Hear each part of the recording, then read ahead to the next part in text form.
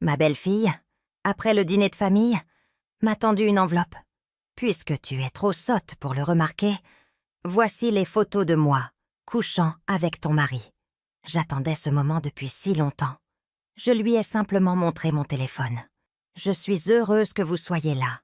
Suivez mon histoire jusqu'au bout et commentez avec la ville d'où vous m'écoutez, pour que je voie jusqu'où mon récit a voyagé. Avec un bruit sourd, l'enveloppe s'est posée sur la table, juste entre le gratin dauphinois et les haricots verts.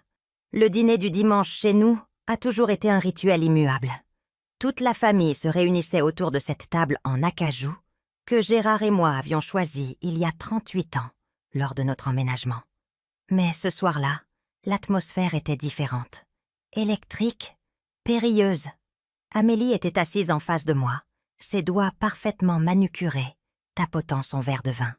Son silence inhabituel pendant le repas aurait dû m'alerter. Ma belle-fille n'était jamais silencieuse. Elle avait toujours une remarque à faire, sur la maison, la nourriture, ou la manière dont les choses devraient être gérées. Mais ce soir, elle se contentait de rester assise, avec ce curieux petit sourire flottant sur ses lèvres. « Qu'est-ce que c'est que ça ?» ai-je demandé, en baissant les yeux sur l'enveloppe Kraft soudainement apparue à côté de mon assiette. « Ouvre-la », a dit Amélie, d'un ton que je ne lui avais jamais entendu. Froid, calculateur. « Puisque tu es trop stupide pour voir ce qui se passe dans ta propre maison. » Mon fils Olivier a levé les yeux de son assiette, le front plissé par la confusion. « Amélie, qu'est-ce que tu fais ?» Gérard s'est agité sur sa chaise, mal à l'aise, sa fourchette heurtant son assiette avec un cliquetis. Je l'observais du coin de l'œil, remarquant comment son visage avait blêmi, comment ses mains tremblaient légèrement en attrapant son verre d'eau. « Vas-y, Monique !» a poursuivi Amélie, se calant dans son fauteuil comme pour assister à un spectacle. « Ouvre. Regarde ce que ton précieux mari a fait pendant que tu jouais à la petite femme au foyer parfaite. » Ces paroles m'ont frappée comme une douche glacée, mais j'ai gardé une expression neutre, curieuse même. À l'intérieur, pourtant, mon cœur battait la chamade, non pas de choc, mais d'impatience. J'attendais ce moment depuis 3 mois, 3 longs mois à feindre l'ignorance, 3 mois à sourire lors des dîners de famille, pendant que mon mari et ma belle-fille se croyaient si malins. D'une main assurée, j'ai soulevé le rabat de l'enveloppe et en ai sorti le contenu. Des photographies, des tirages glacés, format 20-25, qui captaient tout avec une netteté crue. Gérard et Amélie dans notre chambre d'amis. Gérard et Amélie dans ce qui ressemblait à une chambre d'hôtel. Gérard et Amélie s'embrassant passionnément dans sa voiture. J'ai laissé échapper un petit hoquet, couvrant ma bouche de ma main libre. « Oh mon Dieu !» ai-je murmuré, ma voix se brisant juste ce qu'il fallait. « Gérard, comment as-tu pu ?» La chaise d'Olivier a raclé le parquet alors qu'il se levait brusquement. « Mais qu'est-ce qui se passe, bon sang ?» Gérard a finalement levé les yeux, son regard croisant le mien par-dessus la table. J'y ai vu de la culpabilité. Oui, mais aussi de la peur. Bien, il avait raison d'avoir peur. « Monique, je peux tout expliquer, » a-t-il commencé. Mais Amélie l'a interrompu d'un rire. « Qu'y a-t-il à expliquer ?» a-t-elle dit, en buvant une gorgée de vin comme si de rien n'était. « Ton père et moi, nous nous aimons. C'est comme ça depuis des mois. Et franchement, il est temps que tout le monde le sache. » Le silence qui a suivi était assourdissant. Olivier fixait sa femme comme s'il ne l'avait jamais vue. Gérard semblait vouloir disparaître sous le plancher. Et moi, j'étais assise là, les photographies éparpillées devant moi, jouant à la perfection le rôle de l'épouse anéantie. « Je ne comprends pas, » a dit Olivier la voix creuse. « Amélie, tu es ma femme. Papa, c'est ta belle-fille. C'est malsain. » Amélie a haussé les épaules, totalement insensible à la douleur de son mari. « Ça arrive, Olivier. Ton père me fait me sentir vivante comme tu n'as jamais pu le faire. » J'ai vu le visage de mon fils se décomposer. J'ai vu le moment précis où son cœur s'est brisé. Et j'ai senti une rage familière monter en moi. Mais je l'ai refoulée. Pas encore. Je devais attendre le moment parfait. Depuis combien de temps ? ai-je demandé d'une voix à peine audible. 6 mois, a dit Amélie avec une satisfaction évidente. Peut-être plus. Le temps a tendance à devenir flou quand on est vraiment heureux. 6 mois. Elle mentait. Bien sûr, je savais que cela faisait près de 8 mois, car j'avais suivi leur liaison presque depuis le début. Gérard n'avait jamais été doué pour cacher des choses. Les absences inexpliquées, le nouveau parfum, la façon dont il s'était remis au sport à 65 ans. Et Amélie? Eh bien, elle se croyait tellement plus intelligente que tout le monde. Je crois que je vais être malade, ai-je dit en me levant lentement. J'ai besoin d'air. Maman, a commencé Olivier en tendant la main vers moi. Mais je l'ai repoussé. Juste 1 minute, ai-je dit, me dirigeant vers la cuisine d'un pas mal assuré. Il faut que j'encaisse ça. Mais au lieu de sortir, je me suis arrêtée juste au coin du mur, là où je pouvais tout entendre sans qu'ils me voient. C'est à ce moment-là que les gens révèlent leur vraie nature, quand ils pensent que la personne blessée est hors de portée. Tu n'étais pas obligé d'être si cruel, ai-je entendu Olivier dire, la voix chargée d'émotion. Oh, s'il te plaît, a répondu Amélie. Ta mère devait savoir. Elle se promène ici depuis des mois, jouant à la famille heureuse, pendant que son mari tombait amoureux de quelqu'un d'autre. Je lui ai rendu service. Un service? La voix d'Olivier s'est brisée. Tu as détruit le mariage de mes parents. Tu as détruit notre mariage. Le mariage de tes parents était déjà mort, a dit Amélie avec dédain. Et pour ce qui est du nôtre, eh bien, ça n'a jamais été réel pour commencer. J'ai entendu Gérard se racler la gorge. Amélie, peut-être qu'on devrait... Quoi? A-t-elle lancé. Faire comme si ça n'était jamais arrivé? Gérard, on était d'accord. Il est temps d'arrêter de se cacher. J'en ai marre de me faufiler comme une vulgaire. Tu es une vulgaire, a dit Olivier. Et j'ai ressenti une pointe de fierté pour les mots de mon fils. Fais attention. La voix d'Amélie est devenue dangereuse. Tu devrais réfléchir à la façon dont tu me parles. Après tout, j'ai d'autres photos. Certaines qui pourraient être très intéressantes pour tes partenaires commerciaux. Gérard m'a tout raconté sur ces affaires douteuses que tu as conclues. Mon sang s'est glacé. Elle menaçait mon fils maintenant. Ça changeait tout. J'ai sorti mon téléphone de ma poche et j'ai ouvert le dossier que j'avais intitulé « Assurance ». 3 mois d'enquête, 3 mois de patience. Et enfin, il était temps d'utiliser ce que j'avais appris. Prenant une profonde inspiration, je suis retournée dans la salle à manger. Tous les 3 ont levé les yeux quand je suis entrée. Amélie portant toujours ce sourire suffisant. « Tu sais quoi, Amélie ?» ai-je dit, ma voix maintenant stable. « Tu as absolument raison. J'ai été trop stupide pour remarquer ce qui se passait dans ma propre maison. » Son sourire s'est élargi. « Enfin, un peu d'honnêteté. »« Oui, » ai-je acquiescé, en sortant mon téléphone. « Enfin. » J'ai tourné l'écran vers elle. « Est-ce assez honnête pour toi ?» Le visage d'Amélie était devenu blanc comme un linge en fixant le téléphone. Sur l'écran, il y avait une photographie, non pas de Gérard et d'elle, mais d'elle avec un homme que je n'avais jamais vu. Un homme qui n'était certainement pas mon mari. Ils étaient dans ce qui semblait être la même chambre d'hôtel que sur ces photos. Mais cette photo avait été prise il y a seulement 2 semaines. « Qu'est-ce que... » a-t-elle commencé. Mais sa voix s'est éteinte dans sa gorge. « Il s'appelle Luc, » ai-je dit calmement. « Luc Fournier. Ça te dit quelque chose ?» Le verre de vin d'Amélie a glissé de ses doigts, se brisant contre le parquet. Le vin rouge s'est répandu sur le chêne blanc comme du sang. « C'est impossible, » a-t-elle murmuré. « Vraiment ?» ai-je demandé en faisant défiler jusqu'à la photo suivante.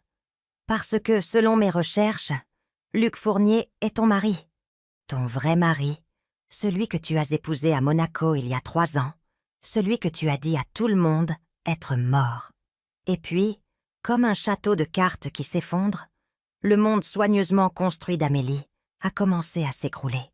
Ses yeux se sont révulsés, son corps a vacillé, et elle s'est effondrée sur le sol, évanouie. En la regardant gisante inconsciente, j'ai ressenti quelque chose que je n'avais pas éprouvé depuis des mois. La satisfaction. Le jeu ne faisait que commencer. 3 mois plus tôt, Je pliais du linge dans la chambre principale quand j'ai entendu le téléphone de Gérard vibrer sur la table de chevet. Il était sous la douche, et normalement, je n'y aurais pas prêté attention. Mais quelque chose m'a fait jeter un coup d'œil, et ce que j'ai vu sur l'écran de verrouillage m'a glacé le sang. J'ai hâte de te sentir contre moi. Ah, 42 ans de mariage.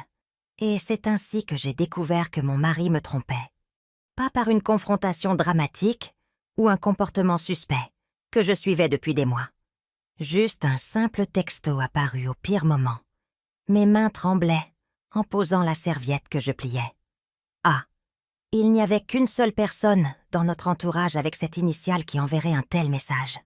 Amélie, ma belle-fille, la femme qui s'asseyait à ma table depuis 2 ans, mangeant ma nourriture, acceptant ma gentillesse, tout en complotant pour détruire ma famille. Je me suis assise lourdement sur le bord du lit, l'esprit en ébullition. Depuis combien de temps cela durait-il? Combien de réunions de famille avais-je organisées pendant qu'ils échangeaient des regards secrets? Combien de fois l'avais-je accueillie chez moi pendant qu'elle couchait avec mon mari? La douche coulait toujours. Le téléphone de Gérard a de nouveau vibré. « Gérard a oublié son téléphone !» ai-je crié. Ma voix était étonnamment stable. « Je le laisse ici. » Mais au lieu de le laisser, je l'ai pris. Gérard n'avait jamais été très doué en technologie. Son mot de passe était toujours notre date d'anniversaire, comme depuis des années. Mes doigts tremblaient en tapant les chiffres. pour 81. Le téléphone s'est déverrouillé. Ce que j'ai trouvé dans ces messages m'a rendu physiquement malade. Des mois de correspondance, des photos intimes, des plans détaillés pour des rencontres secrètes. Et pire encore, des conversations sur moi, sur le fait que je vieillissais, que je me laissais aller, que j'étais devenue ennuyeuse et prévisible. Mais c'est la conversation la plus récente qui a vraiment attiré mon attention. Amélie avait envoyé une capture d'écran de ce qui semblait être un certificat de mariage, mais quelque chose clochait. La qualité était mauvaise, pixelisée, et en zoomant, je pouvais voir des incohérences subtiles dans la police de caractère. « C'est étrange », me suis-je murmuré, en faisant une capture d'écran de l'image avant que Gérard ne finisse sa douche. Le lendemain matin, alors que Gérard était à son club de golf et Olivier au travail, je me suis retrouvée seule avec Amélie pour la première fois depuis la découverte de la liaison. Elle était passée pour rendre des livres qu'elle avait empruntés, et je l'ai observée attentivement alors qu'elle se déplaçait dans ma cuisine, comme si elle en était la propriétaire. « Un café ?» ai-je offert, en gardant une voix légère et amicale. « Volontiers !» a-t-elle dit, sans même me regarder, tout en faisant défiler son téléphone. « Fais-le serrer. J'ai à peine dormi la nuit dernière. »« Je parie que non, » ai-je pensé, mais j'ai souri gentiment à la place. « Oh, tout va bien ?» Elle a alors levé les yeux, et pendant un instant, j'ai surpris quelque chose dans son expression. De la culpabilité, peut-être, ou du calcul. Je pensais à des choses, a-t-elle dit vaguement. Tu sais ce que c'est? Non, je ne savais pas ce que c'était. Je ne savais pas ce que ça faisait de trahir quelqu'un qui m'avait accueilli dans sa famille, mais j'ai quand même hoché la tête. Amélie, ai-je dit prudemment en lui tendant le café. Je regardais de vieilles photos de famille l'autre jour, et j'ai réalisé que nous n'avions aucune photo de ton premier mariage avec Luc. La tasse de café a glissé de ses mains, s'écrasant sur le sol et projetant des éclats de céramique et du liquide chaud, partout. « Merde !» a-t-elle dit en reculant. « Désolée, je suis si maladroite aujourd'hui. » Mais j'avais vu son visage dans cette fraction de seconde, avant que la tasse ne tombe. La terreur. Une terreur pure et sans mélange. « Ne t'inquiète pas pour ça, » ai-je dit en attrapant des serviettes en papier. « Ça arrive. » Mais à propos de ces photos, Luc est mort dans un accident de voiture, a-t-elle dit rapidement, en s'accroupissant pour aider à nettoyer le désordre. C'est trop douloureux de regarder des photos de lui. Bien sûr, ai-je dit doucement. Je suis tellement désolée. Je ne voulais pas raviver de mauvais souvenirs. Mais alors que nous nettoyions le café ensemble, je planifiais déjà mon prochain coup. Quelque chose dans l'histoire d'Amélie n'avait jamais tout à fait collé. Elle était apparue soudainement dans la vie d'Olivier, avec très peu d'antécédents. Et bien que j'ai attribué cela au deuil de son mari décédé, je me demandais maintenant s'il pouvait y avoir une autre explication. Cet après-midi-là, j'ai fait quelque chose que je n'aurais jamais pensé faire. J'ai engagé un détective privé. Jean-Pierre Dubois avait d'excellentes recommandations, et son bureau était petit, mais professionnel. Il a écouté patiemment pendant que j'expliquais la situation, prenant des notes dans un petit carnet en cuir. « Que cherchez-vous à trouver exactement, Madame Gauthier ?» a-t-il demandé quand j'ai fini. « La vérité, ai-je dit simplement. Sur qui est vraiment Amélie, et si Luc Fournier est réellement mort. Il a fallu 3 semaines à Jean-Pierre pour découvrir ce qu'il a appelé des « découvertes préliminaires ». Mais quand il m'a convoqué à son bureau, son expression était sombre. « Madame Gauthier », a-t-il dit en faisant glisser un dossier sur son bureau. « Je pense que vous devez voir ça. » À l'intérieur du dossier se trouvaient des photographies, des documents et des imprimés qui dépeignaient une image que je n'aurais jamais pu imaginer. Luc Fournier n'était pas mort. Il était bien vivant et habitait à Marseille. Il était aussi, selon les documents officiels que Jean-Pierre avait obtenus, toujours marié à Amélie. « C'est une bigame », a expliqué Jean-Pierre, en montrant les certificats de mariage. « Elle a épousé votre fils alors qu'elle était encore légalement mariée à M. Fournier. Mais ce n'est pas le pire. Il a tourné vers une autre section du dossier, révélant des relevés bancaires et des rapports de crédit. « Elle a déjà fait ça avant », a-t-il poursuivi. « Au moins 2 fois que je peux confirmer. Elle cible des hommes plus âgés, généralement mariés, avec de l'argent, les séduit, puis disparaît avec tout ce qu'elle peut prendre. Monsieur Fournier a perdu sa maison, ses économies, même son entreprise, à cause d'elle. Je fixais les preuves devant moi, me sentant mal. « C'est une escroc, une très bonne », a acquiescé Jean-Pierre. « Elle change de nom, d'histoire, même légèrement d'apparence à chaque fois. Mais elle utilise toujours des variantes de la même identité. Émilie, Emma, Amélie, et elle prétend toujours être veuve. »« Et Gérard ?» ai-je demandé. « Mon mari, est-il juste une autre cible ?» Jean-Pierre a hésité. « Je pense que ça a commencé comme ça. Mais d'après ce que je peux dire, elle a planifié quelque chose de plus grand avec votre famille. Elle a recueilli des informations sur l'entreprise de votre fils, votre situation financière, même vos biens immobiliers. Mes mains se sont serrées en poing. Elle ne se contentait pas de détruire mon mariage. Elle prévoyait de détruire tout ce que nous avions construit. « Il y a plus », a dit Jean-Pierre doucement. « Monsieur Fournier la cherche. Il veut porter plainte pour vol et fraude. Et les autres hommes qu'elle a escroqués.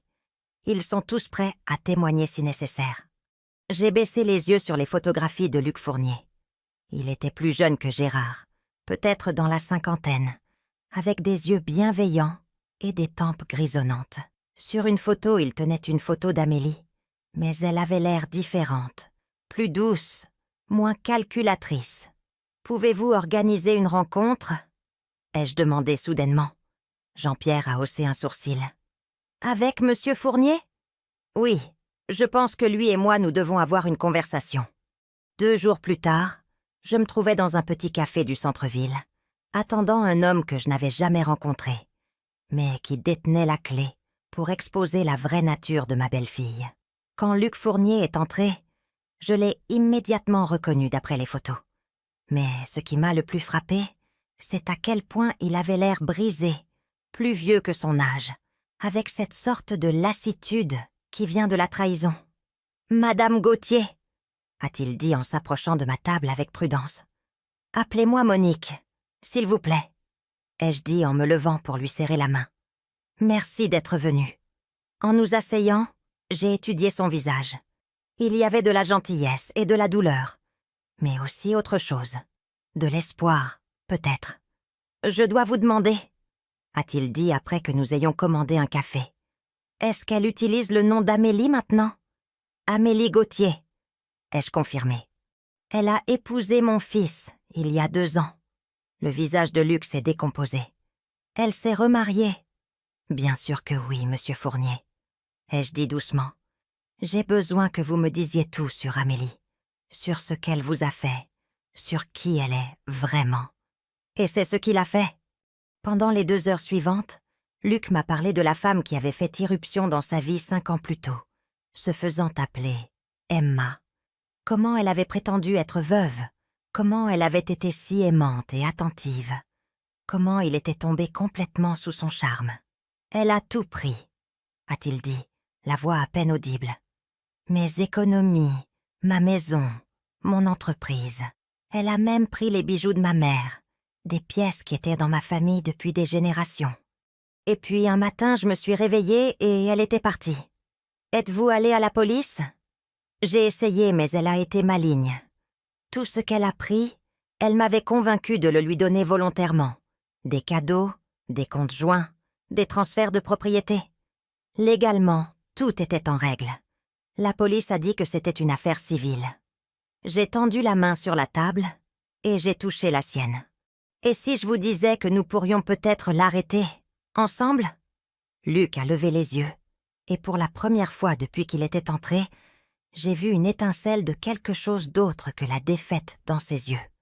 À quoi pensiez-vous ?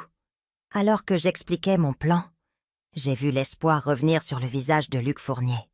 Et pour la première fois depuis que j'avais découvert la trahison de Gérard, j'ai ressenti autre chose que de la douleur et de la colère.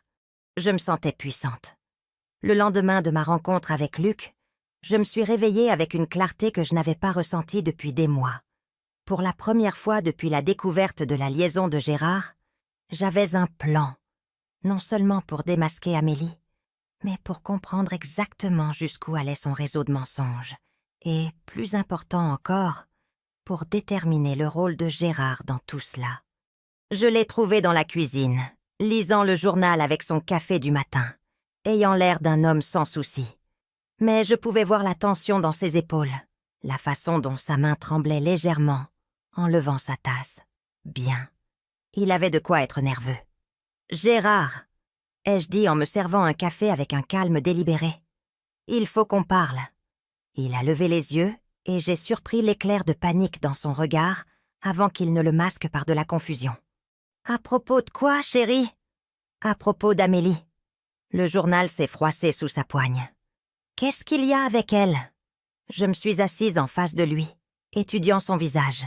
« Depuis combien de temps sais-tu que son vrai nom n'est pas Amélie Gauthier ?» La couleur a quitté son visage si rapidement que j'ai cru qu'il allait s'évanouir. Le journal est tombé de ses mains, se dispersant sur la table de la cuisine. « Je ne sais pas de quoi tu parles, » a-t-il dit, mais sa voix était faible, peu convaincante. « Son vrai nom est Elisabeth Fournier. » Ai-je continué, observant attentivement sa réaction. Avant ça, c'était Emma Daniels. Et son nom légal, celui sur son certificat de mariage avec Luc Fournier, est Elisabeth Margaret Sawyer. La bouche de Gérard s'est ouverte et fermée comme un poisson, cherchant de l'air. « Monique, je... »« Tu savais ?» ai-je dit. Et ce n'était pas une question.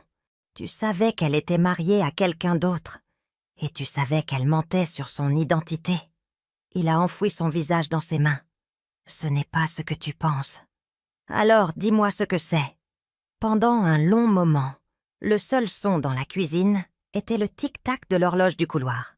Finalement, Gérard a levé les yeux et j'ai vu quelque chose que je n'avais jamais vu auparavant dans les yeux de mon mari. Une peur authentique. « Elle me fait chanter », a-t-il murmuré. Quoique je m'attendais à ce qu'ils disent, ce n'était pas ça. Quoi ? Il y a 3 mois, elle est venue me voir avec des photos. Pas de nous deux, mais de moi, il y a 20 ans. Sa voix tremblait maintenant. L'affaire de la Croix-Rousse. L'affaire de la Croix-Rousse. Je m'en souvenais vaguement.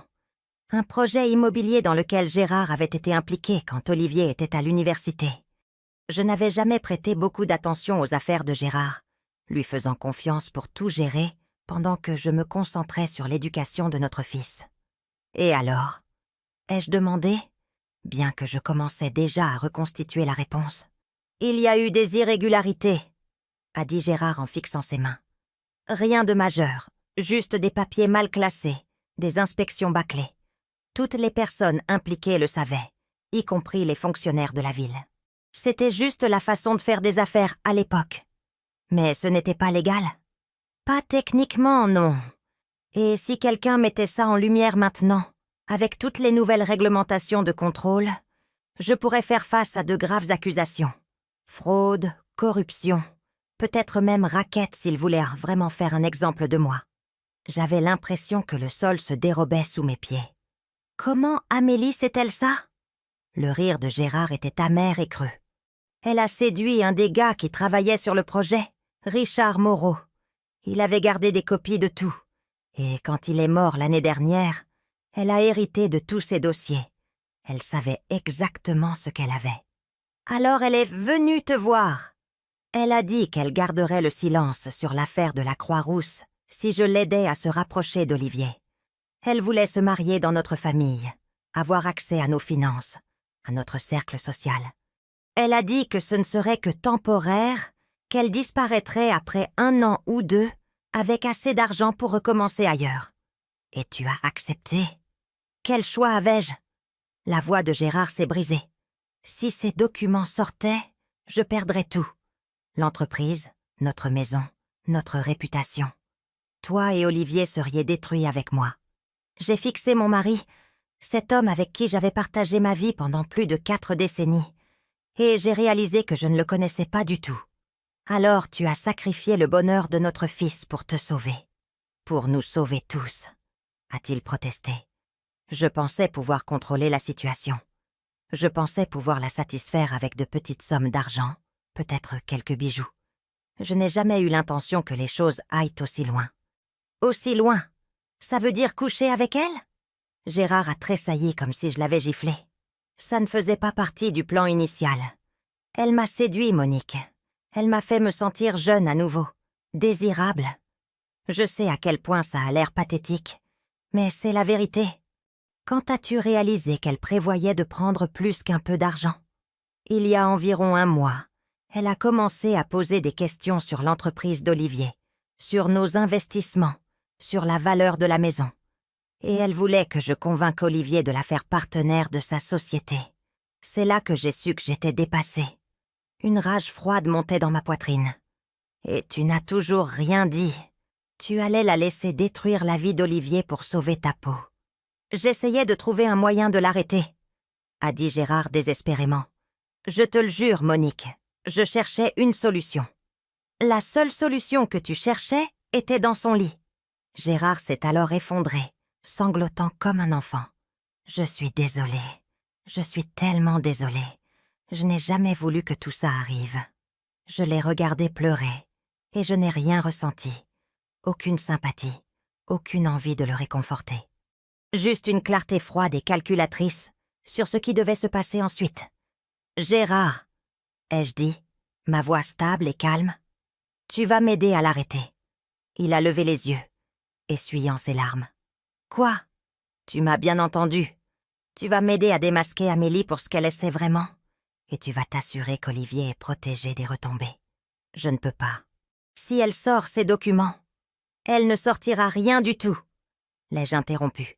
Parce qu'au moment où j'en aurai fini avec elle, elle aura des problèmes bien plus importants à gérer. Gérard m'a regardé comme s'il ne m'avait jamais vue. « Qu'est-ce que tu prévois de faire ?» Je me suis levée, jetant mon café intact dans l'évier. Ce que j'aurais dû faire dès que j'ai découvert votre liaison. Je prends le contrôle de cette situation. Monique, s'il te plaît. Tu ne comprends pas à quel point elle est dangereuse. Ce n'est pas juste une femme infidèle ou une croqueuse de diamants. C'est une escroc professionnelle. Elle a détruit d'autres familles, d'autres hommes. Si tu la contraries, si je la contrarie, quoi?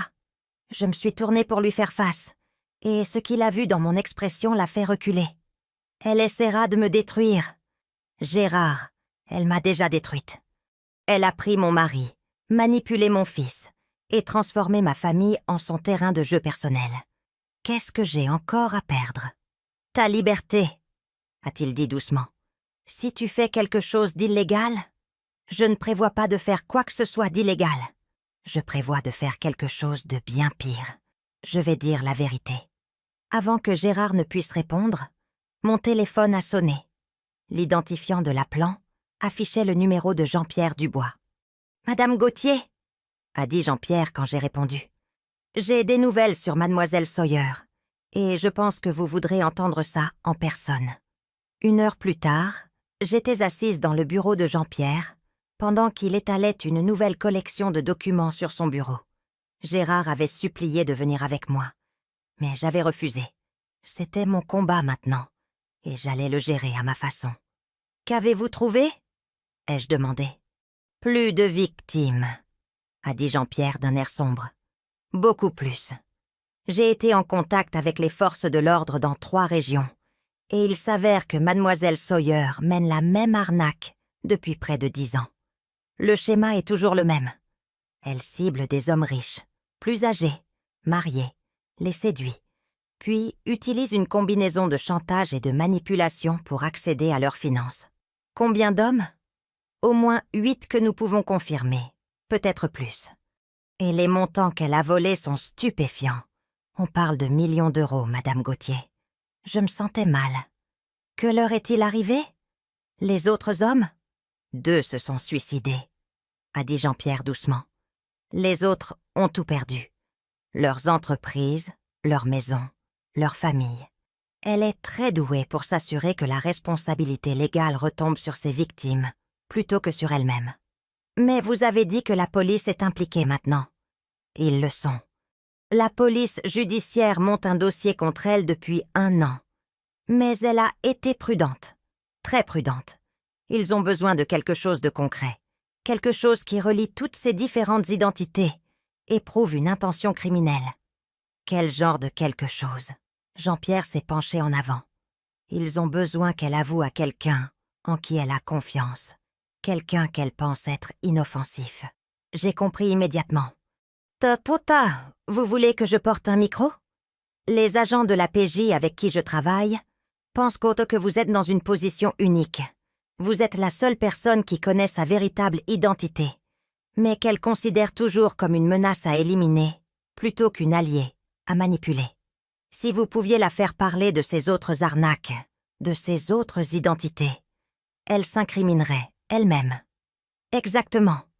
Mais Madame Gauthier, je dois vous avertir, ce serait extrêmement dangereux. Si elle soupçonne que vous travaillez avec la police, on ne sait pas ce qu'elle pourrait faire. J'ai pensé aux paroles de Gérard, à quel point Amélie était dangereuse, aux 2 hommes qui s'étaient suicidés plutôt que d'affronter la ruine qu'elle avait apportée à leur vie, à mon fils, qui n'avait aucune idée que sa femme prévoyait de détruire tout ce pour quoi il avait travaillé. « Quand est-ce qu'on commence ?» ai-je demandé. Jean-Pierre a souri pour la première fois depuis que je l'avais rencontré. Je vais passer l'appel. En rentrant chez moi cet après-midi-là, mon esprit était en ébullition. Pendant des mois, je m'étais sentie impuissante, regardant ma famille s'effondrer tout en prétendant que tout était normal. Mais maintenant, pour la première fois, j'avais les outils pour riposter. Amélie pensait être le prédateur dans cette situation. Elle pensait être celle qui tirait les ficelles, manipulant tout le monde autour d'elle pour son propre bénéfice. Elle était sur le point d'apprendre à quel point elle avait tort. Les bureaux de la police judiciaire à Lyon n'étaient pas ceux à quoi je m'attendais. L'agent Isabelle Lefebvre avait au moins 20 ans de moins que moi, avec des yeux vifs et une attitude pragmatique qui me rappelait moi-même à son âge, à l'époque où je pensais pouvoir conquérir le monde. Son partenaire, l'agent Antoine Martin, était plus âgé, avec des tempes grisonnantes et le genre de patience qui vient d'années à traiter des cas compliqués. « Madame Gauthier !» a dit l'agent Lefebvre en me conduisant dans une petite salle de conférence. « Je veux que vous compreniez exactement ce que nous vous demandons de faire. Et plus important encore, quels sont les risques. » Je me suis installée dans la chaise en plastique inconfortable et j'ai croisé les mains sur mes genoux. « Je comprends les risques. Ce que je veux savoir, c'est si cela l'arrêtera vraiment. » L'agent Martin a fait glisser un épais dossier sur la table. « Voici tout ce que nous avons sur Elizabeth Sawyer, également connue sous le nom d'Émilie Moreau, Emma Daniels, et maintenant Amélie Gauthier. Elle mène des variantes de la même arnaque depuis près d'1 décennie, et nous estimons qu'elle a volé près de 2,5 millions d'euros à ses victimes. J'ai ouvert le dossier et je me suis retrouvée à regarder des photos d'hommes que je n'avais jamais vus. Ils avaient tous quelque chose en commun, cependant. Ils avaient l'air brisés, vaincus. Certaines photos semblaient être des photos d'identité judiciaire. D'autres semblaient avoir été prises à des funérailles. « Ce sont ces victimes ?» ai-je demandé. « Celles que nous connaissons ?» a confirmé l'agent Lefebvre. Robert Dubois, 62 ans, a perdu son entreprise de construction et s'est suicidé 6 mois après sa disparition. Michel Laurent, sans lien avec moi, a perdu ses économies et sa famille. Il purge actuellement une peine pour détournement de fonds parce qu'elle l'a convaincu de voler sa propre entreprise pour financer son style de vie. J'ai tourné la page et j'ai trouvé plus de photos, plus d'histoires de vie détruites. Comment s'en sort-elle avec ça ? Elle est extrêmement prudente dans sa façon d'opérer, a expliqué l'agent Martin.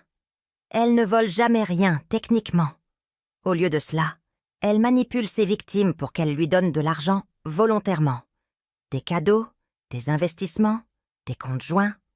Et elle s'assure toujours qu'ils sont complices d'une sorte d'activité illégale, afin qu'ils ne puissent pas aller à la police sans s'incriminer eux-mêmes, comme elle le fait avec Gérard. Exactement. Elle fait des recherches approfondies sur ses cibles avant de prendre contact. Elle connaît leurs faiblesses, leurs secrets, leurs vulnérabilités, et elle les exploite tous. L'agent Lefebvre s'est penché en avant. Ce qui rend votre situation unique, Madame Gauthier, c'est que vous avez découvert sa véritable identité avant qu'elle ne termine son arnaque. Elle ne s'attend pas à ce que vous ripostiez, ce qui nous donne un avantage que nous n'avons jamais eu auparavant. Qu'est-ce que je devrais faire exactement ? Nous vous équiperions d'un micro, a dit l'agent Martin. Rien de visible, juste un petit enregistreur. Ensuite, vous devriez la faire parler de ses autres arnaques, de ses autres identités. Si nous pouvons lui faire avouer ne serait-ce qu'un des vols précédents, nous pourrons l'arrêter et commencer à monter un dossier qui relie tous ses crimes. Comment suis-je censé la faire avouer ? L'agent Lefebvre a souri sombrement. Vous utilisez la même tactique qu'elle a utilisée sur tout le monde. Vous la manipulez. Au cours de l'heure suivante, ils ont expliqué leur plan en détail. Je confronterai Amélie à propos de sa véritable identité. Mais au lieu de menacer de la dénoncer, je proposerai de devenir sa partenaire. Je prétendrai que j'étais fatiguée de ma vie ennuyeuse, de femme au foyer, et que je voulais participer à sa prochaine arnaque. L'idée était de la mettre suffisamment en confiance pour qu'elle se vante de ses succès précédents. « Elle est narcissique », a expliqué l'agent Lefebvre. « Les escrocs comme elle ne peuvent résister à l'envie de montrer leur intelligence à quelqu'un qu'elles pensent apprécier leur talent.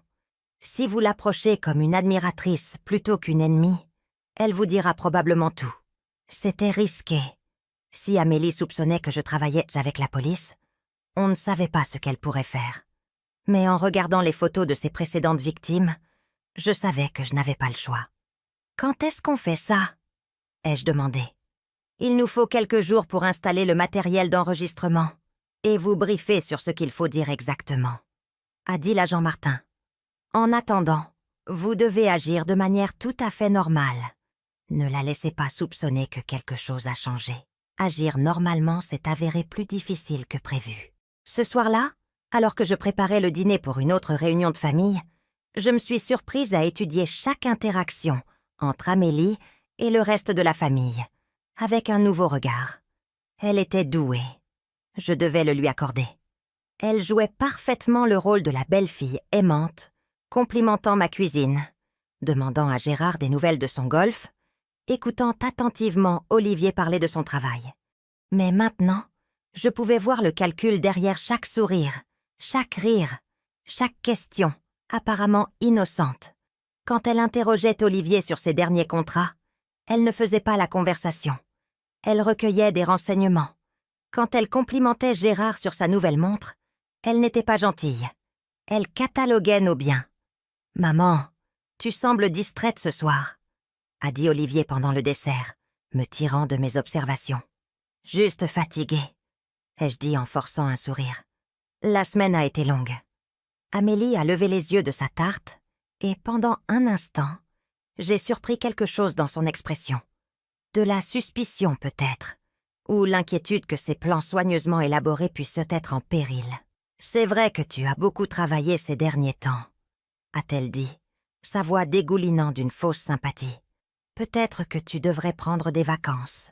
Gérard me disait justement à quel point tu as toujours voulu visiter l'Europe. » J'ai croisé son regard par-dessus la table. « Vraiment, Gérard ?» Mon mari s'est agité sur son siège. « J'ai peut-être mentionné ça. »« Oh, comme c'est attentionné de votre part de planifier ma vie pour moi. » ai-je dit, en gardant un ton léger, mais en laissant transparaître une pointe d'acier. « Mais je suis très heureuse où je suis. Merci. » Le sourire d'Amélie s'est crispé de manière presque imperceptible. « Bien sûr. Je pensais juste que ce serait bien pour toi d'avoir un peu de temps pour toi, pour te détendre, pour me mettre à l'écart, » voulait-elle dire. Je me suis demandé combien de ses précédentes cibles avaient été encouragées à prendre des vacances opportunes à des moments cruciaux de ces arnaques. « Je garderai ça à l'esprit, » ai-je dit aimablement. Après le dîner, alors qu'Amélie et Olivier se préparaient à partir, elle s'est attardée dans la cuisine pendant qu'Olivier disait au revoir à Gérard dans le salon. « Monique, » a-t-elle dit, sa voix baissant à un murmure conspirateur. « Je peux te demander quelque chose ? » ?»« Bien sûr, ma chérie. »« As-tu remarqué quelque chose de différent chez Gérard ces derniers temps ? » Il a l'air stressé.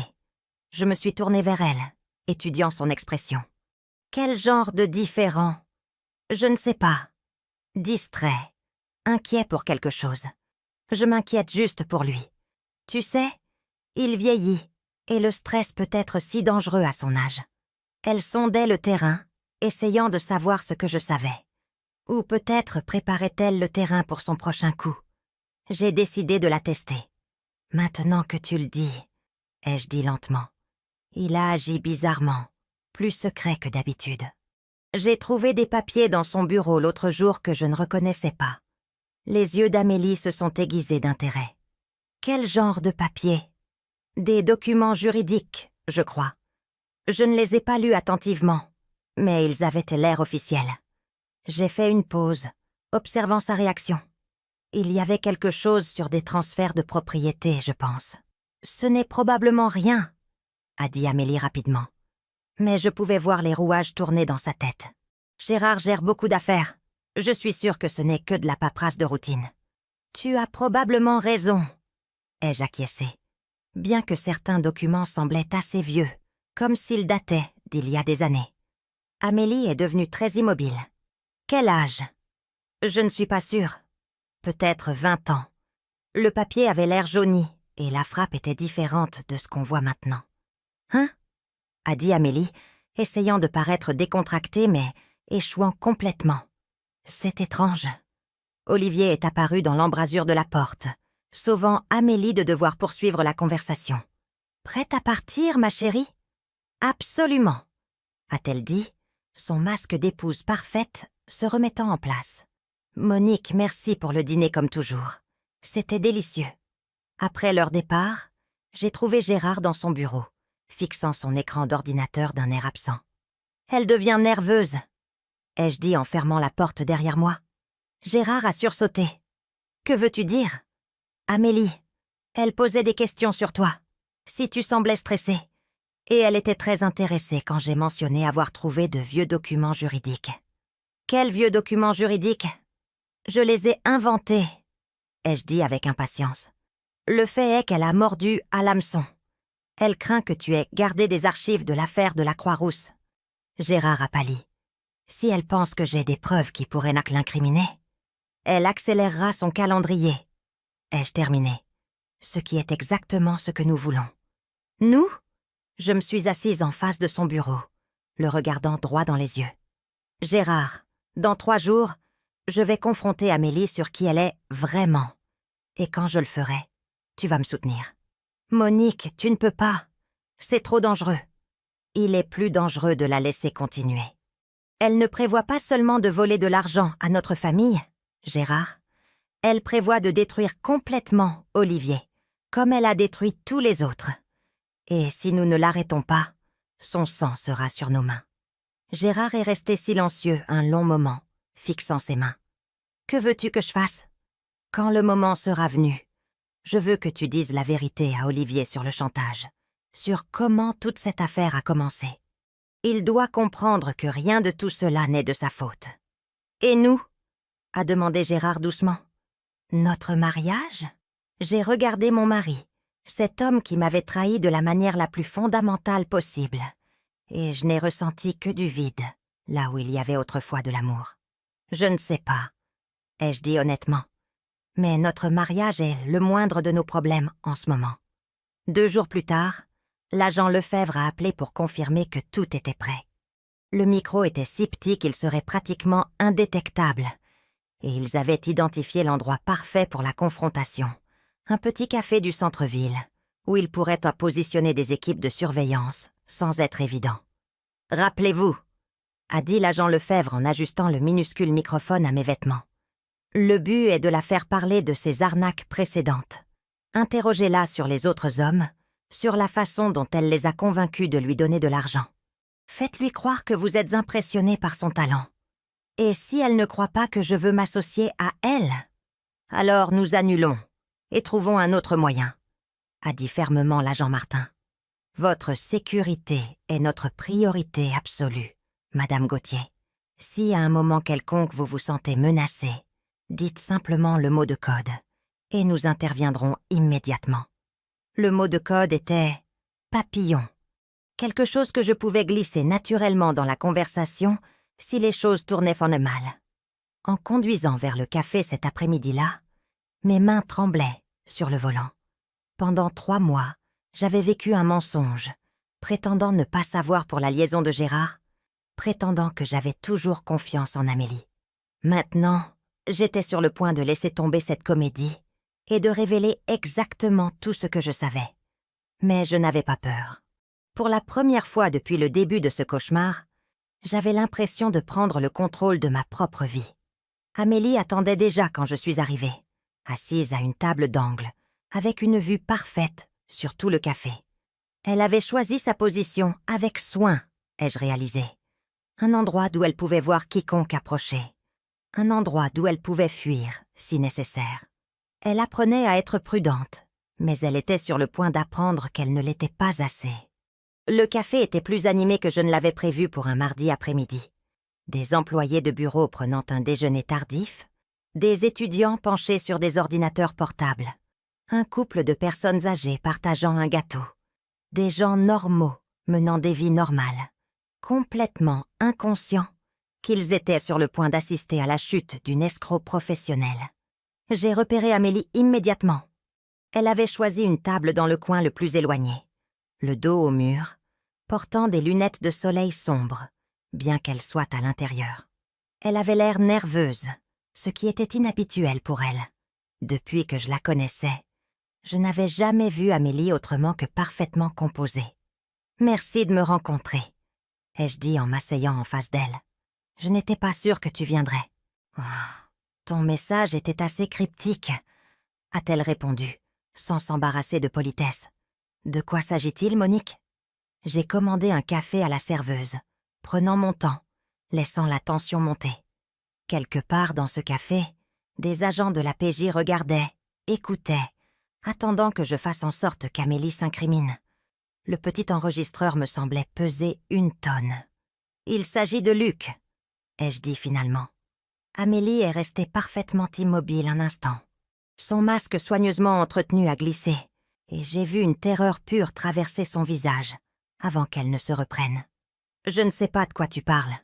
Luc Fournier, ton mari bien vivant. » La main d'Amélie a tremblé en attrapant son verre d'eau. « Luc est mort. » Non, il ne l'est pas. Il vit à Marseille, travaille dans le bâtiment, et il te cherche depuis 3 ans. Je me suis penchée en avant, baissant la voix. Elisabeth.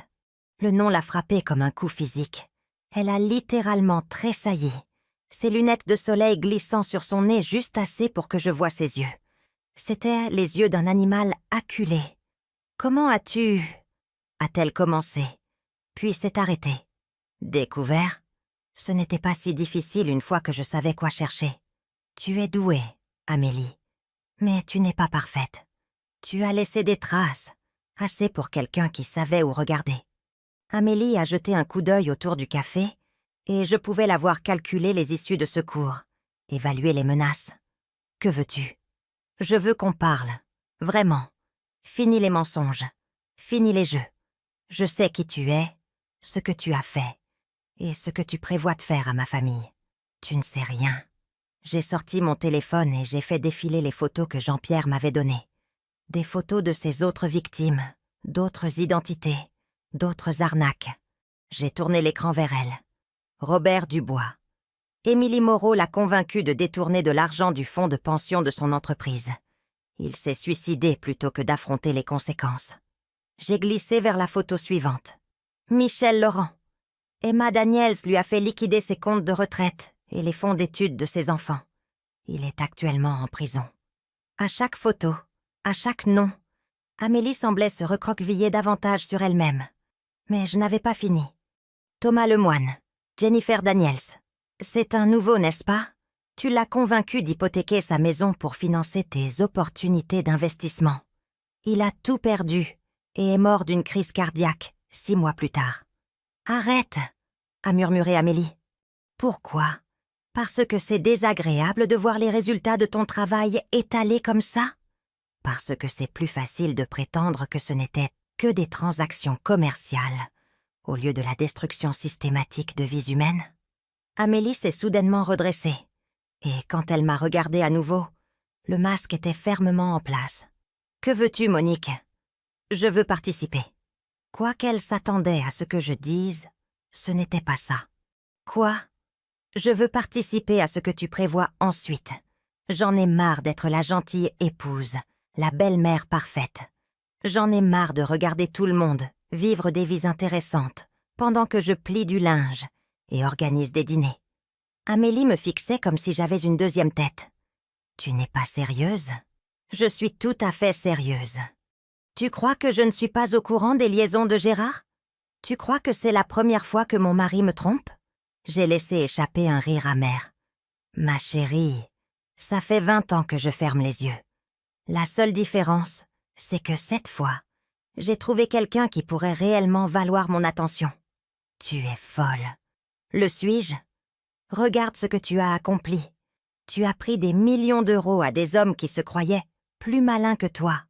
Tu as vécu une 12aine de vies différentes. Été qui tu voulais être. Ce n'est pas de la folie.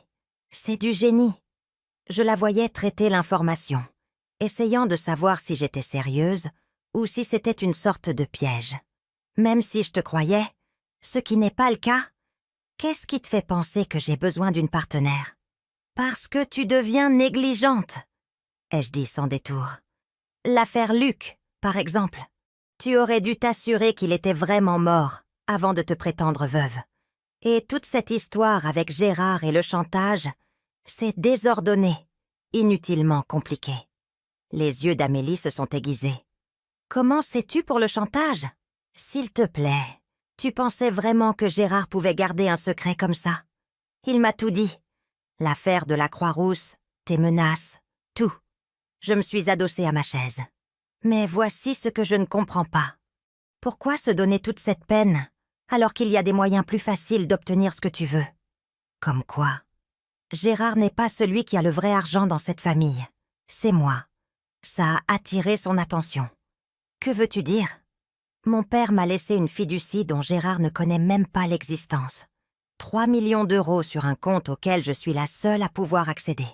Gérard pense que nous vivons de ses revenus. Mais la vérité, c'est que je subventionne notre style de vie depuis des années. Je mentais. Bien sûr, il n'y avait pas de fiducie.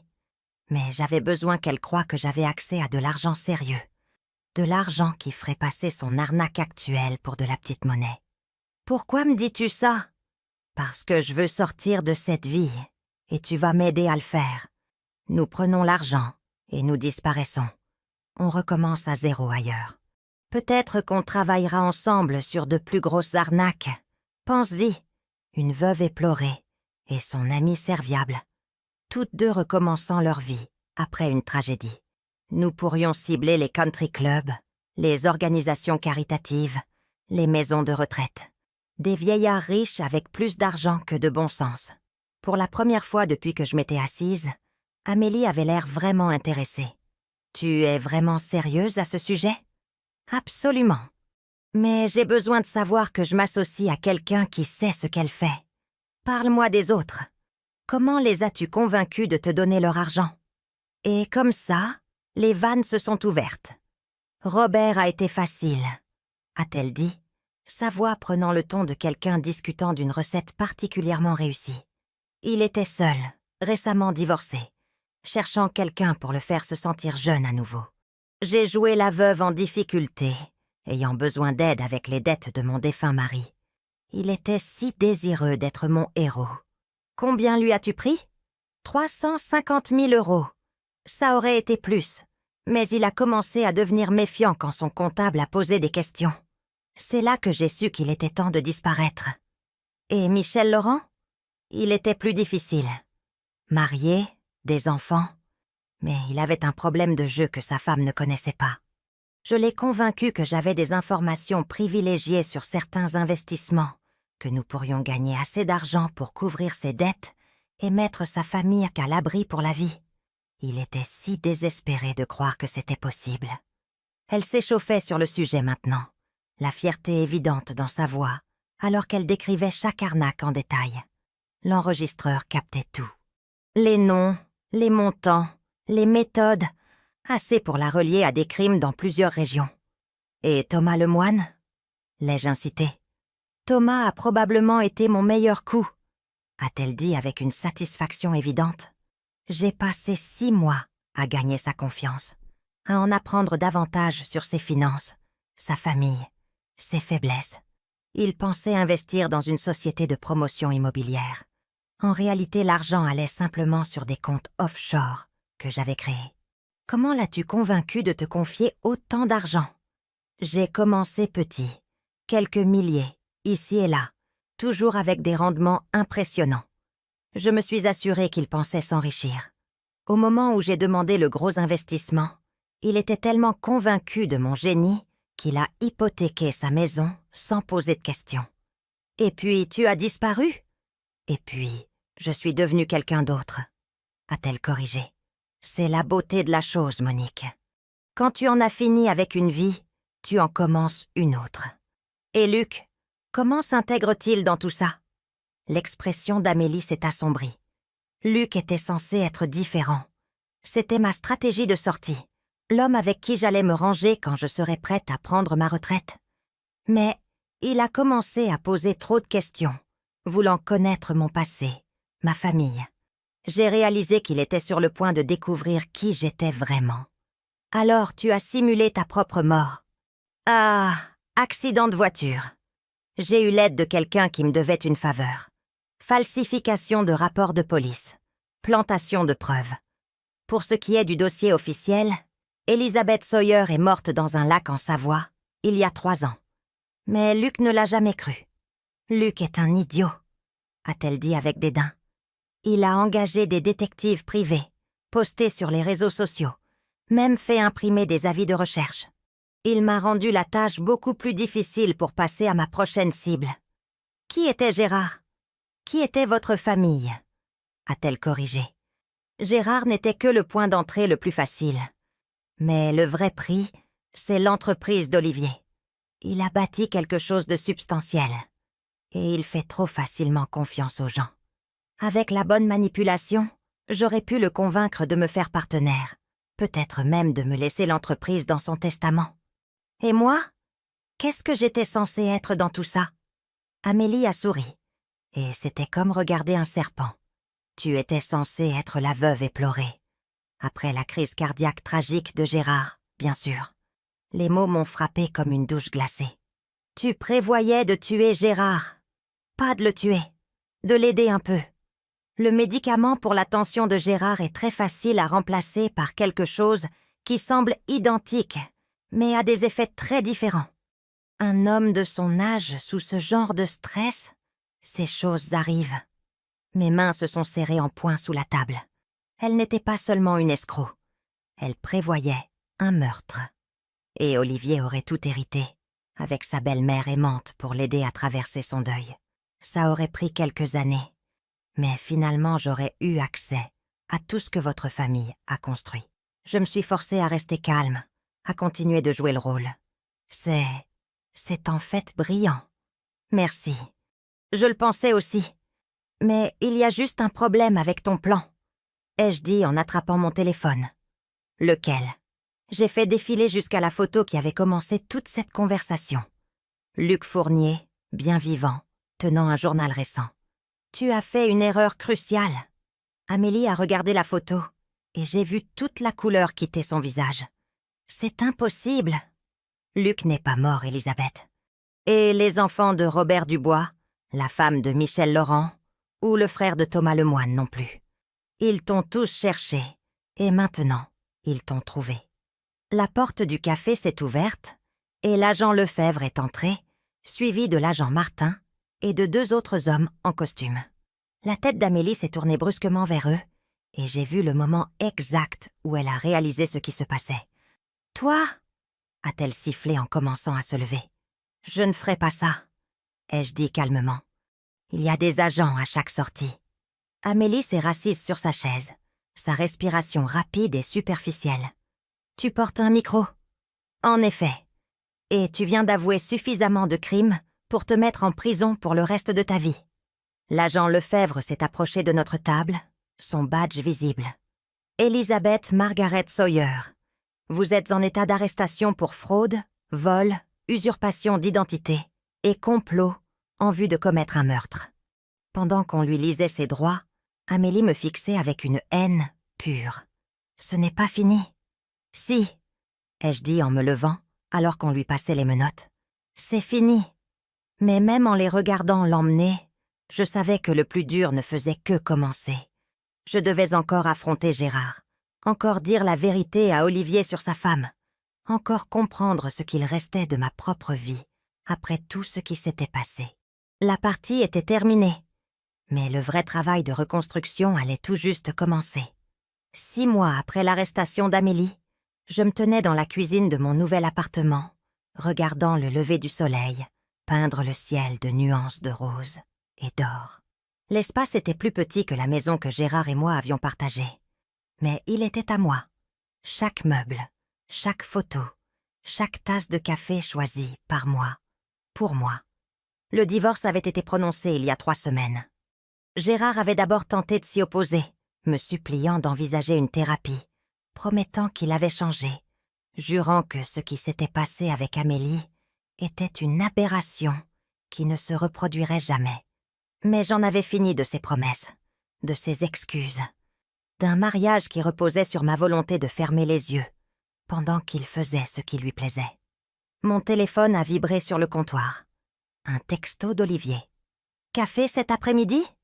J'ai des nouvelles. » J'ai souri en tapant ma réponse. « Chez moi ou chez toi ? » ?»« Chez toi. J'aime ce que tu en as fait. » Ma relation avec mon fils avait été la seule lueur d'espoir dans tout ce cauchemar. Quand la vérité sur Amélie a éclaté, non seulement sa véritable identité, mais aussi ses plans pour son père et son entreprise, Olivier avait été dévasté. Mais au lieu de me reprocher d'avoir gardé des secrets, il m'avait remercié de l'avoir protégé. J'aurais dû le voir, avait-il dit lors d'une de nos longues conversations dans les semaines qui ont suivi l'arrestation d'Amélie. Il y avait des signes, des choses qui ne collaient pas, mais je voulais croire que j'avais trouvé quelqu'un qui m'aimait. Ce n'est pas un défaut de caractère, mon chéri, lui avais-je dit. C'est être humain. Elle était très douée dans ce qu'elle faisait. Maintenant, 6 mois plus tard, Olivier se remettait. Il s'était jeté dans son travail, avait développé son entreprise et avait même recommencé à sortir, prudemment, mais avec espoir. Il était plus fort que je ne l'avais cru. La sonnette a retenti à 14 heures précises. Olivier se tenait sur mon seuil, avec un bouquet de tournesols et un sourire qui me rappelait le petit garçon qu'il avait été. « Tu as l'air heureuse », a-t-il dit en m'embrassant sur la joue et en me tendant les fleurs. « Je suis heureuse », ai-je réalisé, surprise de la véracité de cette affirmation. Vraiment, sincèrement heureuse. Nous nous sommes installés sur mon petit balcon avec du café et les scones aux myrtilles que j'avais appris à faire au cours de cuisine, que j'avais rejoint le mois dernier. Une autre nouveauté, une autre pièce de la vie que je me construisais. Alors, quelles sont ces nouvelles ? Ai-je demandé. Le sourire d'Olivier s'est élargi. Luc Fournier m'a appelé hier. Tiens, j'ai failli m'étouffer avec mon café. Luc, pourquoi ? Il voulait me remercier. Apparemment, la PJ a pu récupérer environ 60% de l'argent qu'Amélie lui a volé en utilisant les informations de son arrestation. Il va récupérer sa maison. C'est merveilleux. Mais ce n'est pas le meilleur. Il lance un groupe de soutien pour les victimes d'arnaques sentimentales. Il m'a demandé si je voulais aider. J'ai posé ma tasse, étudiant le visage de mon fils. « Et tu le veux ?» Je crois que oui. J'ai l'impression que quelque chose de positif pourrait sortir de tout ce gâchis.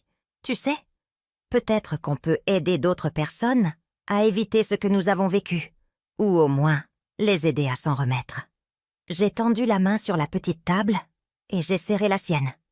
Je pense que c'est une très belle idée. Et toi, maman, qu'est-ce que tu vas faire de ta nouvelle vie ? C'était une question que je me posais depuis des mois. Pendant 42 ans, mon identité avait été liée au fait d'être la femme de Gérard, la mère d'Olivier, la gardienne d'un foyer qui fonctionnait sans heurts parce que je m'en assurais. Maintenant, à 63 ans, j'étais libre d'être qui je voulais. Je pense retourner à l'université, ai-je dit, finir ce diplôme que je n'ai jamais terminé quand je me suis mariée. Vraiment ? Qu'est-ce que tu étudieras ?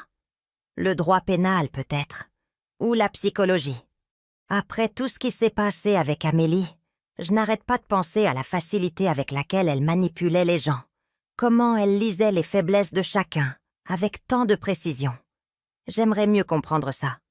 Olivier a levé sa tasse de café dans un simulacre de toast. Au nouveau départ. Au nouveau départ, ai-je acquiescé, en trinquant avec lui. Plus tard dans la soirée, après le départ d'Olivier, je me suis retrouvée à feuilleter les albums photos que j'avais sauvés de la maison. Des photos de notre famille, au fil des ans, vacances, anniversaires, remises de diplômes. Dans beaucoup d'entre elles, je pouvais voir ce que j'avais manqué à l'époque. La distance de Gérard, sa distraction, la façon dont il semblait toujours regarder ailleurs, même quand il souriait pour la caméra. Mais il y avait aussi d'autres photos. Des photos d'Olivier et moi. Des moments où nous n'étions que tous les deux. La remise de son diplôme de lycée, où Gérard avait été inévitablement retenu au travail. Le jour où Olivier a obtenu sa licence d'entreprise, où Gérard avait complètement oublié de venir. Sur ces photos, je pouvais voir quelque chose que j'avais oublié. J'avais été une bonne mère. Malgré tout ce qui avait mal tourné, j'avais élevé un homme gentil, honnête et travailleur. Ça valait quelque chose. Ça valait beaucoup. Mon ordinateur portable a sonné avec une notification par email. L'expéditeur était quelqu'un que je ne reconnaissais pas. Sophie Lambert. « Madame Gauthier », commençait l'email. « J'espère que vous ne m'en voudrez pas de vous contacter. L'agent Lefebvre m'a donné vos coordonnées. Je m'appelle Sophie Lambert et j'étais mariée à Thomas Lemoine, l'un des hommes que votre belle-fille a escroqué. Je voulais vous remercier pour votre courage en la dénonçant. » J'ai continué à lire, la poitrine se serrant à chaque mot. Tom est mort en croyant qu'il était un échec, qu'il avait détruit l'avenir de notre famille par ses mauvaises décisions. Il n'a jamais su qu'Elizabeth Sawyer était une criminelle professionnelle qui avait fait la même chose à de nombreuses autres personnes. Grâce à votre bravoure, j'ai pu récupérer une partie de notre argent. Mais plus important encore, j'ai pu dire à nos enfants la vérité sur ce qui est arrivé à leur père. Il n'était pas un imbécile. Il était une victime. Cette connaissance a levé un poids dont je ne réalisais même pas que je le portais. L'email continuait en expliquant que plusieurs familles d'autres victimes d'Amélie prévoyaient d'assister à son audience de détermination de la peine le mois suivant. Elles voulèrent s'assurer que le juge comprenait toute l'étendue des dommages qu'elle avait causés. « Envisageriez-vous d'écrire une déclaration d'impact sur la victime ?» a demandé Sophie. « Je sais que vous n'avez pas été directement escroquée financièrement comme nous autres, mais elle a aussi détruit votre famille. Votre voix compte. » J'ai fixé l'écran pendant un long moment, pensant aux déclarations d'impact, à la justice et aux étranges tournants que la vie peut prendre. 1 an auparavant, j'étais une femme qui évitait les conflits, qui préférait régler les problèmes discrètement, en privé. Maintenant, on me demandait de me lever dans une salle d'audience et de parler publiquement de la période la plus douloureuse de ma vie. 1 an auparavant, l'idée m'aurait terrifiée. Maintenant, cela ressemblait à une opportunité. J'ai commencé à taper ma réponse. 3 semaines plus tard, je me tenais devant le palais de justice de Lyon, vêtue du tailleur bleu marine que j'avais acheté pour ma procédure de divorce. L'agent Lefebvre m'a retrouvée à l'entrée. « Vous êtes prête pour ça ?» a-t-elle demandé. Aussi prête que je ne le serai jamais. La salle d'audience était comble. J'ai reconnu certains visages des photos que Jean-Pierre m'avait montrées des mois plus tôt. Luc Fournier, maintenant plus sain et plus en paix. Sophie Lambert, une femme d'une 50aine d'années aux yeux bienveillants et aux cheveux grisonnants. Plusieurs autres personnes que j'ai supposées être des membres de la famille des victimes d'Amélie. Amélie était assise à la table des accusés en combinaison orange, les cheveux tirés en arrière sévèrement. Aucune trace de la femme élégante qui s'était autrefois assise à ma table. Elle avait vieilli de plusieurs années depuis son arrestation. Quand elle m'a vue entrer dans la salle d'audience, son expression s'est durcie, mais elle n'a pas détourné le regard. Un par un, ses victimes et leurs familles se sont succédés à la barre pour parler des dommages qu'elle avait causés. Luc a parlé des 3 années qu'il avait passées à croire sa femme morte, de la dépression qui l'avait presque poussé au suicide. Sophie Lambert a lu une lettre que sa plus jeune fille lui avait écrite sur la perte de leur maison familiale. Un homme nommé Robert Dubois Jr. a parlé des derniers mois de son père, consumé par la honte et le dégoût de soi. Quand mon nom a été appelé, je me suis dirigée vers la barre des témoins d'un pas assuré. J'avais répété ma déclaration des dizaines de fois, mais en regardant la salle d'audience, j'ai mis de côté mes notes préparées. « Monsieur le juge », ai-je commencé. Il y a 6 mois, je pensais savoir qui j'étais. J'étais une épouse, une mère, une femme qui maintenait sa famille unie en préservant la paix. Je pensais que mon travail consistait à aplanir les problèmes, à fermer les yeux quand les choses devenaient difficiles, à protéger les sentiments de tout le monde, même si cela signifiait sacrifier mon propre bien-être. J'ai jeté un coup d'œil à Amélie, qui me fixait attentivement. L'accusée m'a appris quelque chose de précieux, bien que je doute que ce fût son intention. Elle m'a appris que se taire face au mal n'est pas de la gentillesse, c'est de la lâcheté. Elle m'a appris que protéger les gens des conséquences de leurs actes ne les aide pas, cela les encourage. Et elle m'a appris que parfois, la chose la plus aimante que l'on puisse faire pour sa famille est de dire la vérité, même quand c'est douloureux. J'ai fait une pause, rassemblant mes pensées. L'accusée n'a pas seulement volé de l'argent à ses victimes. Elle a volé leur sens de la réalité, leur capacité à faire confiance à leur propre jugement, leur foi en autrui. Elle leur a fait douter de tout ce qu'ils pensaient, savoir sur l'amour, sur la famille, sur eux-mêmes. Ce genre de dommage n'apparaît pas sur un relevé bancaire, mais il est réel et dévastateur. J'ai regardé directement Amélie maintenant. Mais voici ce sur quoi elle n'avait pas compté. Certains d'entre nous sont plus forts qu'ils n'en ont l'air. Certains d'entre nous refusent de la laisser définir nos histoires. Certains d'entre nous prennent les morceaux qu'elle a laissés derrière elle et construisent là quelque chose de mieux. Quand j'ai fini de parler, la salle d'audience était silencieuse, à l'exception du bruit de quelqu'un qui pleurait doucement. Je suis retournée à ma place, le cœur battant, mais la conscience tranquille. Le juge a condamné Amélie à 15 ans de prison ferme. Alors que l'huissier l'emmenait, elle s'est tournée pour me regarder une dernière fois. J'ai soutenu son regard sans ciller, et j'y ai vu quelque chose que je n'avais jamais vu auparavant. La défaite. À l'extérieur du palais de justice, Sophie Lambert s'est approchée de moi. « Merci », a-t-elle dit simplement, « pour tout. »« Merci à vous », ai-je répondu, de m'avoir aidé à comprendre que je n'étais pas seule dans cette épreuve. Ce soir-là, j'ai appelé Olivier pour lui parler de la condamnation. Puis j'ai appelé ma sœur en Provence, à qui je n'avais pas parlé depuis des années parce que Gérard avait toujours trouvé des excuses pour que nous ne puissions pas lui rendre visite. J'ai prévu de la voir le mois prochain.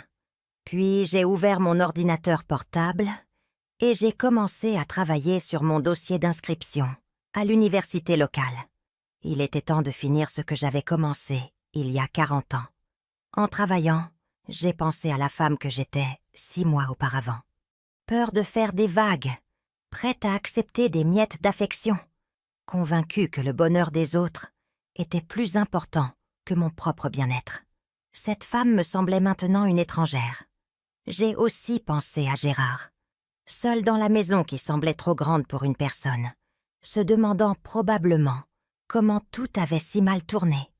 Une partie de moi avait pitié de lui, mais une plus grande partie de moi se sentait reconnaissante.